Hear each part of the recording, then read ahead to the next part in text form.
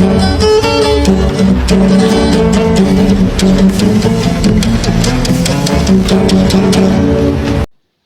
magandang araw po sa inyong lahat mga minamahal ko mga kababayan, Luzon, Visayas, Mindanao na lagi po natin nakakasama sa bawat araw po na tayo po ay mayroong mahalaga pinag-uusapan dito po sa ating programang Reaction Mo, Birada Ko. At syempre bago ang lahat binabati natin, syempre hindi natin pwedeng kalimutan ang ating mga kababayan sa abroad na lagi po natin nakakasama sa bawat araw po na tayo po mayroong mga mahalagang pinag-uusapan, lalong-lalo na po kung ito'y usapin patungkol po sa ating bansa. At syempre sa nangyayari po dito sa ating bansa. At syempre, hindi din pwede natin kalimutan ang ating minamahal na Pangulong Ferdinand Marcos Jr., maging ang ating minamahal na First Lady Lisa Araneta Marcos, maging ang ating minamahal na Speaker Martin Romualdez, at syempre ang ating mga kababayan, lalong-lalo natin magigiting ng mga congressman dyan sa Quadcom.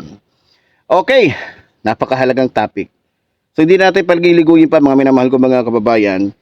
So alam ko, narinig nyo na, napanood nyo na sa ibang mga vloggers. So, syempre, alam ko naman na hinihintay nyo rin yung aking mga banat, yung aking magiging reaksyon, yung aking mga birada patungkol sa ginawa ng ating best friend na walang iba kundi si Digongyo. Diba?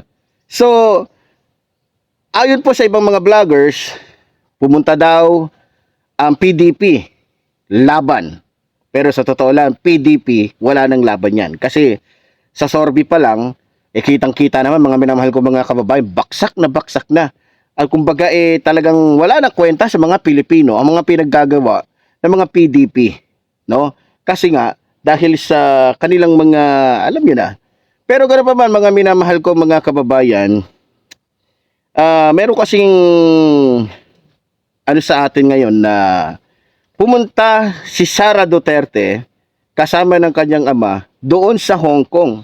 At gusto nilang palabasin na ang pagpunta nila doon ay pakikipag-meeting daw sa mga OFWs. Pero ang tanong, totoo nga ba?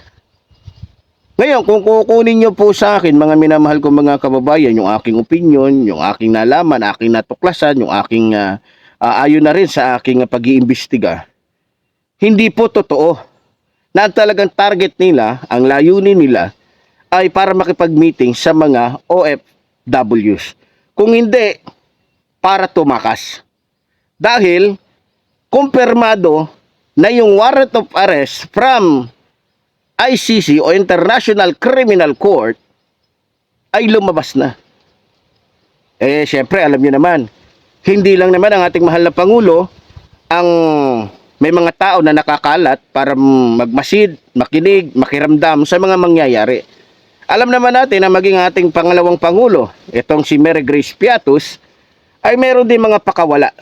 Meron din mga, alam nyo na, meron tenga na kung saan, yun ang kanyang magiging mata sa mga nangyayari, yun ang kanyang magiging radar sa mga posibilidad na mangyari dahil nga sa nangyayaring, alam nyo na, girian ng mga Duterte at ng mga Marcos. Ngayon, kung ako ang tatanungin ninyo, kasi may ibang vloggers kasi, hindi nila maibigay ng malinaw yung kanilang direktang opinion Natatakot sila. Pero tayo dito, alam nyo naman ng yung lingkod, kapag tayo ay nagbigay dito ng opinion, tayo naglabas dito ng birada, syempre hindi na natin pinapaligoy-ligoy yan mga minamahal ko mga kababayan, sapagkat ang kinakailangan ng taong bayan ay yung direktang sagot doon sa tanong. Ngayon, alam ko na tinatanong nyo ko. Ngayon, doon sa mga kababayan nagtatanong, ano ba yung palagay ko dito? Sa tingin ko, ito na yung hudyat na tumatakas na itong si Rodrigo Roa Duterte sa arrest warrant na inilabas ng International Criminal Court. Alam naman natin, Duterte is palagay natin, alam natin lahat na si Duterte ay isang piskal, isang abogado, isang tusong politiko na alam naman natin na ayaw managot sa kanyang mga kasalanan. Kitang-kita nyo naman nung nagkaroon po ng usapin nung pinatawag si Rodrigo Roa Duterte doon sa Kamara. Nakita nyo naman yung kanyang mga naging asta, nakita nyo naman yung kanyang mga naging galawan. Napakagarapal, 'di ba? So, Ito yung hudyat, kung ako tatanungin nyo dedirektahin ko na kayo. Ito na yung senyales na tumatakas na siya. At may posibilidad na makipag-meeting ito kay Xi Jinping. Alam naman natin, ang Hong Kong ay sakop pa ng China. So, maaaring magsumbong siya kay Xi Jinping tungkol sa nangyayari sa kanya, o baka ang mangyari pa nito, gawin niyang panangga ang bansang China o taguan ang bansang China para lamang hindi siya makuha ng International Criminal Court sa pamamagitan ng Interpol. Kasi, hindi ba nga, sabi ni Bato, sabi ni Rodrigo Roa Duterte, hindi pwedeng makialam ang International Criminal Court sa kaso na kinakaharap nila tungkol sa EGK. Pero, ang sabi naman ng gobyerno, yes, tama ang sinasabi nila, pero hindi pwedeng kontrolin ng ating saligang batas o ng ating gobyerno ang pagpasok ng Interpol dahil masasagasaan at masisira ang komunikasyon natin sa international police. Kung di ako nagkakamali. No, so ngayon, mga minamahal ko mga kababayan, dahil alam ni Digongyo na kapag hawak na ng Interpol kasama mga kapulisan, yung warrant of arrest at kung isuserve ito sa kanila, walang magagawa si Rodrigo Roa Duterte kundi sumuko. Diba? Pero alam naman natin na hindi gagawin yan ni Digongyo. Alam ko na kung ang kanyang mga alagad, magmula kay Roque, magmula kay Kibuloy, magmula kay Bantag, ay tumakas, ganun din ang gagawin, syempre, ng kanilang puon, mga minamahal ko mga kababayan. Kaya expected ko na yon na talagang gagawin nila yon, mga minamahal ko mga kababayan. Pero, by the way, kung ako ang tatanungin ninyo, kung sakaling tama ako sa aking palagay na tumatakas na si Rodrigo Roa Duterte sa warrant of arrest na pinalabas ng International Criminal Court, may posibilidad na maaaring si Sara ay sumunod na rin. Maaaring si Sara Duterte na mayroong malaking kasalanan, maraming nakasampang kaso dahil na nga, bibigyan ko kayo ng example, na pwede siyang tumakas na rin. Alam niyo naman, ang kinakaharap ni Sara ngayon ay yung kanyang kasong pagbabanta. Maliban doon, yung kanyang pag-iinganyo sa taong bayan na magalit sa gobyerno. At maliban doon, syempre, may kaso siya at siya ay kinasuhan ng Kamara ng impeachment complaint, 'di ba? So may impeachment complaint na kinakaharap si Sara Duterte alias Mary Grace Piatos. Ngayon, mga minamahal kong mga kababayan, alam natin na tuso ang mga Duterte at gagawa at gagawa sila ng paraan para masira, mawasak ang administrasyong Marcos. At syempre ang ating minamahal House Speaker Martin Romualdez. Nakikita nyo naman mga minamahal kong mga kababayan kung gaano sila kadesperado. Lumalabas yung mga video ni Congressman Romualdez na kung saan pinapakita doon, ginagamitan nila ng AI na kumakain ng gold, kumakain ng pera. 'Di ba? So, sa ganung pamamaraan mga minamahal kong mga kababayan, ay sinisira po nila ang ating mga minamahal, katulad na lamang po ng ating minamahal na Pangulo Ferdinand Marcos Jr. Pero ganun pa man, sa kabila ng kanilang paninira sa ating ginagalang na Pangulo, lumalabas, lumulutang, at nakikita ng taong bayan yung kapalpakan ng nakaraang administrasyon. Halimbawa na lamang po doon sa Nueva Ecija. Diba? Ano nangyari doon sa tulay na yung tulay na yon ay ginawa nung panahon ni Rodrigo Roa Duterte na natuklasan na yung paggawa nun ay talagang halata